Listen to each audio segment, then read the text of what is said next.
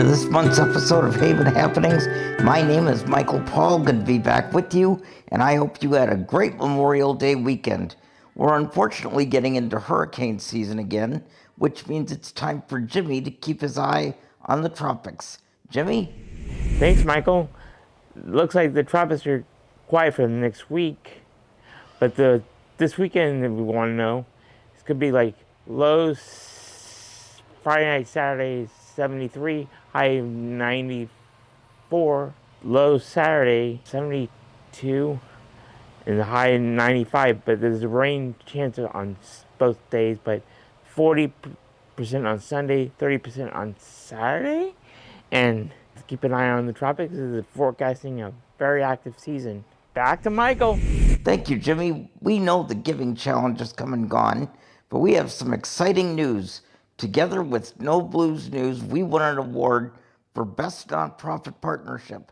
Both of us will get a little extra prize money, so thank you to everyone who supported us both. We appreciate it. It's a tradition unlike any other. No, I'm not talking about the Masters. I'm talking about Gear Up Florida. Every year, the Brothers of Pi Kappa Pi embark on a statewide bike ride to raise money for people with disabilities for their nonprofit, the Ability Experience. Along the way, they stop at different organizations serving those with disabilities, including the Haven. They come every year in May for an evening of food, music, dancing, and bonding. Thank you guys for always remembering us at the Haven. And we owe a big congratulations to our Selby Preschool.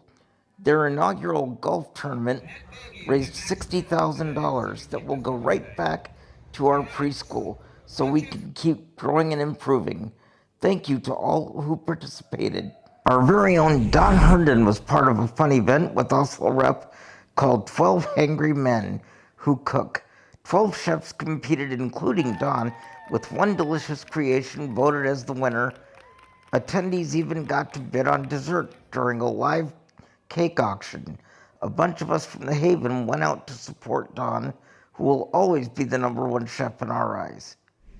We want to thank our partner and friend, Bicycles International, who is just so good to us that they came to our campus again to fix all of our residents' bikes at no cost. You guys are truly amazing, and we appreciate you. And before we get to a special story, we want to let you know to save the date for our annual gala. It is Saturday, February 22nd, 2025.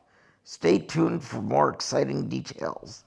And now a couple of familiar faces got some fresh ink, and the drawings are one of a kind. Becky and I, we both like tattoos, and we knew that the clients like to be artistic and they come up with some really good ideas, so we decided to launch a contest where they would decide what our next tattoo was going to be. And we got around 75 submissions, and then we let the clients and the staff vote on the top, I think it was the top 3. Whatever they voted, we went with, which was dangerous, but we did it. I got a anchor, so you can sort of see it there. It's still healing, so don't mind the peeling. So Caitlin Feifel is the one that drew mine, and she did a really good job. And I actually have a few tattoos that represent sort of some of the clients. Like one of our older residents, Jimmy, passed away several years ago, so I got his name here with some wings and a couple of Down syndrome symbols up here. So usually for me, tattoos are something that's meaningful, and I got into them right out of college and have just kept going. So Alfred's very special to me. He moved in about 4 years ago.